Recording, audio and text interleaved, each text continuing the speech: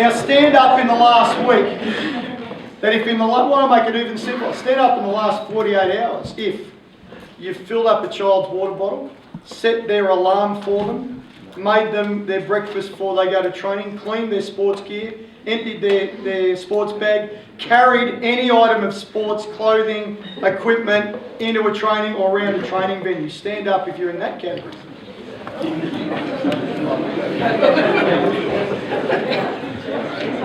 Alright, so I'm surprised. I think there's a whole bunch of people that are not telling the truth. Those of you that did, guys, again, there's a few kids that are already not that happy with me being here, but they're going to hate me even more now. Parents, stop doing things for your children. Stop it. What you are doing by filling their water bottle, by setting their alarm, by carrying their bags, by cleaning their equipment, what you are doing by doing those things is the exact opposite of what we need. So obviously these guys, their mums set their alarms for them years ago and they've never quite moved on from that. So, we went to A4, which is that's okay. Come on in. Sorry.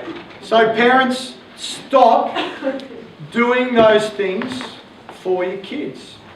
Because I promise you, if I choose, and I worked with a group of young triathletes and it was great. It was one of the most fun sessions I've done since I've been here. And it doesn't matter how talented they are and how wonderful you might think they are, but if I selected them in an international team to go overseas, I promise you, I will never carry their bike, I will never clean their bike, I'll never pump their tyres up, I'll never make them any food, I'll never fill up their water bottle, I'll never tell them when to get on the bus, I'll never tell them when to go to bed. I'll give my life to keep them safe, and I'll do everything I possibly can to ensure they perform at their best, but I will never do any of that stuff for them, and no one on my management team would either. Your job, parents, above anything, is the one thing you can do that no one else can do. Unconditional love, support and acceptance for your children because they are your children, not because of what they've done or how many tries they score or how many A's they get. Unconditional love, acceptance for who they are as a human being. So they grow up loving and accepting themselves unconditionally as a human being, which is so important. All that other stuff you're doing is stopping the development of independence and the athlete taking responsibility for their own training, their own performance, their own preparation and recovery. And it's exactly the opposite to what we want. So the model that we sell, and I strongly believe in it, what's the job of a coach? What's our job as coaches? Those of you that coach, what's our job? Recognize weaknesses and strengths. Yes, so technical leadership. Guys, coaching is, I asked him this last night, he got it wrong. If he gets it wrong, he's out of work, right to the head of the trust. What is coaching? Change. Guys, coaches are the masters of change by making an emotional connection with other human beings. Who's got a NutriBullet? Put your hand up. Or one of those things. It doesn't surprise me with you. Totally committed to releasing the energy within your foods at a molecular level. I feel hopelessly inadequate when I have my oats every morning because I'm not releasing the micronutrients that can only be unleashed with the power of that 600 watt motor spinning at 8,000 revs a second. Guys, the way that they sell that, is not buy this, is really good and you'll lose weight and feel good. They have people trying to make an emotional connection with you through the screen.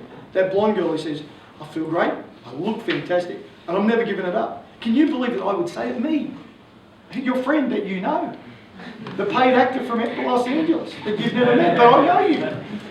And that's the art of selling. The art of selling is making an emotional connection. The skill that we've got as coaches is change. We make an emotional connection with other human beings by listening to them and understanding their motivation. Everywhere I go, someone will say, would you do a motivation talk to our kids, or would you motivate my child? She's completely unmotivated. Would you motivation? Can't motivate anyone to do anything. Least of all teenagers. My 15-year-old, she turned 15 today, my lovely daughter, has the greatest floor drobe you've ever seen in your life. She knows where everything is. Say, hey Zen, where's your backpack? Well, under the 72 stuffed toys and the bunnies, just behind my green dress, behind my bag under 4 pillows. She knows where everything is, but it's all over the place. I can't motivate her to pick everything up. I missed my chance.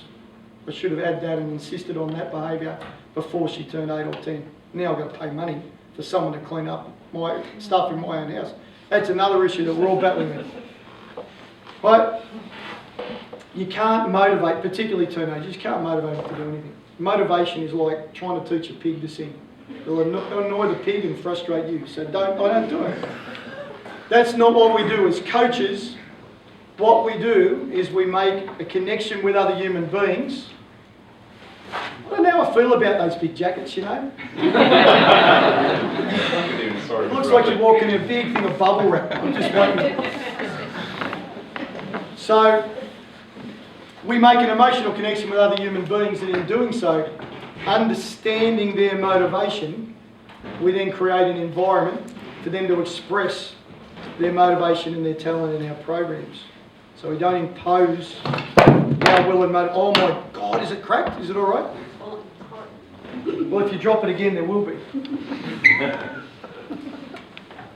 So that's our job. What's the job of an athlete? There's only one thing we can ever ask of an athlete. What is it?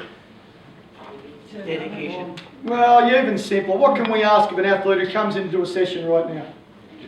Give your best. And guys, be smart enough to understand that their best is sometimes not their best. So if I've got a netball player, they come in, as long as they give me the best they're capable of giving me today, that's all I can expect. Because if they've got an exam on and they've broken up with the boyfriend and there's problems at home and they're playing another sport, they're doing basketball as well, and they're playing music and doing extracurriculars, how many bags are your kids taking to school in the morning? When did that start? You know, my kids are going to school, they've got a backpack that weighs somewhere between 800 and 1,000 kilograms sometimes. Then they're carrying their swim bag on top of that bag, and then they've got their violin or a musical instrument, and they've got something else for school sport. When did that start? So, you know, the kids come in, and they've got netball, but they've got 126 other things they've done during the day, as long as they're giving us the best that they're capable of giving. It is unrealistic to expect anyone to give you more than they're capable of giving. As long as you're working with an athlete who gives you the best. What's the job of a parent? Encourage and support. Yes. Character. What else do you do? Practical things. Get them to the pool, pay the fees, those types of things before they can drive. Yep. But that's the difference. They can't drive, you have to drive. Getting out of bed, packing their bag, that's their problem. That's their job. That's their job. It's okay, find somewhere to sit. It's all fine. Alright, so the job of a parent, developing character, developing values, virtues, honesty, integrity, humility, courage, discipline, respect, honour, work ethic. That's your job. So my job, don't bring them to me to teach them respect. Don't bring them to me to teach dignity and all those values. You should have done that. That's your job. That's your job. Is to create the human being who then uses their character combined with their talent and their skill and makes it to the All Blacks. That's your job. Athletes' job is to give us their best every time they walk into the training environment and onto the competition venue. Our job as coaches is to lead technical development, tactical development, strategic skills, physical development. That's our job. That's what we do. And if all of us guys, if we all work together with the interest of the child paramount, everybody walks away really happy and there's no problems. It's when we start to cross the boundaries or don't fully understand our roles that things start to go pear-shaped. So whoever asked that question initially, yes, you can coach it, but you have to know your role. But I promise you, the things that you're doing that you think are important, the filling up the water bottles and setting the alarms and all those things, where you're creating a dependent athlete, are the things that won't create that end product. I look at talent very, very simply like this. Right, this is my model of athletic development. On that axis is talent, on that axis is commitment. And you can just as easily put dedication. So kids that have got zero talent and no commitment or desire or drive to do anything about it, that's not the venue to talk about it. I'm talking about kids that are actually playing sport. That's a social issue, that's a family issue, that's a community issue. It's an important issue, but it's not a competitive sport issue. The kids that are here, super talented, and with the commitment and drive and character and will, determination to get everything out of that talent, unbelievably rare.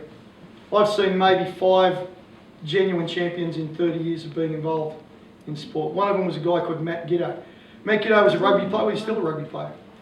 Matt Giddo, rugby player, super talent, would do beep tests and then pull out, not because he was tired, but because he was the last one left. Fantastic in sprints, superb in skills. The kid that was always staying back, or the professional that was always staying back with a wheelie bin. So always thinking about, so with a wheelie bin full of footies, doing his extra practice. He's the only guy that I've ever fined for training too hard on his day off. I caught him. He was trying to sneak in more training, a rotten guy. So when so many footballers, you go and I've got to try and keep them off the drink on their day off, or I've got to get him actually out of bed, I've got to stop him from doing something really stupid. There's a guy that eventually I fined for working too hard on his day off because it was against team rules. Why would it be against team rules? You haven't got any ideas? Why would we want to fine a Super Rugby player for doing too much? They need their rest, because the aim of a Super Rugby team is by the end of the week, you've got your best players all on the field and able to perform at their best. If you haven't got that as a starting point, it's pretty difficult after that.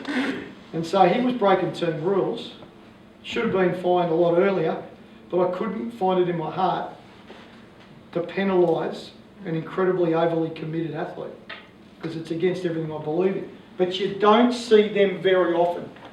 You don't, and if there's one in this room, or if you're the parent of one in this, I would be very surprised to see an absolute, genuine, superstar athlete.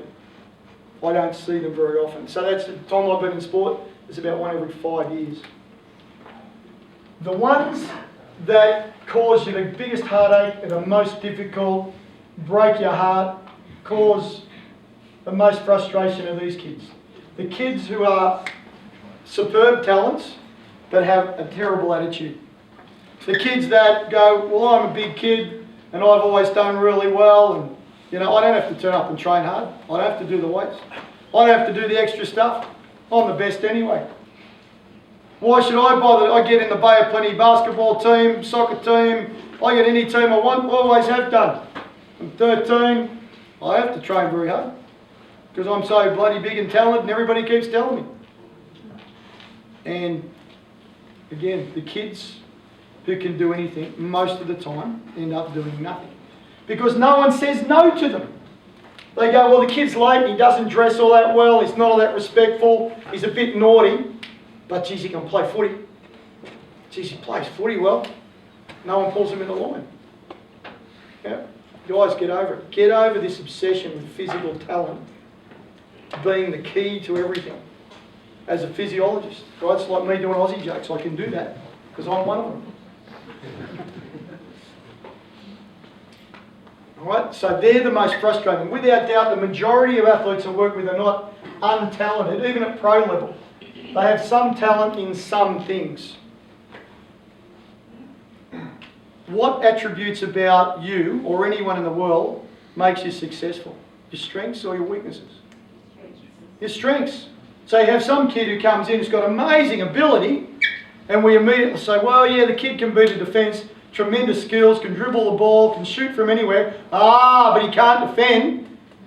He needs to go and learn to defend for 2 years instead of saying, let's unleash this amazing ability. Don't get too obsessed with the physical thing around strengths and weaknesses. You succeed on your strengths. And by someone giving you permission and giving you the environment to unleash your strengths. But that's typically what I see in AFL and pro footy and most of the teams that you work with. I'll never tell you they're untalented. I'll never tell you, even the Australian rugby players, I'll never say they're untalented. They just can't ruck it or do set piece. But I'd never tell you that. Even at that level, they've got some talent in some areas, but they're just driven to do whatever it takes to be the best that they can be. So parents, that's a much better model for me. It's a much better model. If you can model and help develop attitudes, values, virtues, character traits, commitment, all those things, and those self-responsibility, self-reliance, independent characteristics, you're doing a hell of a job. You're doing a hell of a job. And I've got to tell you, the reason why I think most of us, and I have 4 kids, one turned 15, this is going to break your heart a little, well maybe not, I'm an Australian, I understand, a bit of rivalry. But have a heart, girl turned 15 today, my 5-year-old turned 5 last week, and my 9-year-old turned 9 the day I left. So I've missed 3 birthdays. Sucks big time, and I've got a 12-year-old as well. I am taking them to America, including Disneyland in September. That's that will deaden the blow a bit for them. I don't think they'll be too upset about that. Right? And I love my kids, and like we all do. It's just the fact my kids are better than yours. What are you laughing for? What are you laughing for? This is what happens, right? This is why you'll get sucked in. So you can't tell me for a moment that a newborn baby looks good. You seriously can't. They're sort of covered in muck and they're blotchy and they're red. But Grandma walks in, right? Grandma walks in, she says, "Oh my God, that's the most beautiful baby I've ever..." I'm not just saying it because it's mine. That is the most beautiful baby I've ever seen. And so you go, "Hey, look what I've done. Look what I've created." And they're like 6 months old. I said, "Like, oh my God, becoming my daughter." Next I'll be saying lol and blol and bay and all this other stuff. And then they're 6 months old and they go, and someone will say, "Oh, they're so advanced." A 6-month-old, I've never had a 6-month-old say that. Normally a neighbour or something. And then I'll be 3 and they'll scribble something that no one knows what the hell is, and someone at the preschool or daycare centre, who you are paying, by the way, will say, "Oh my God, look at this that your child's done.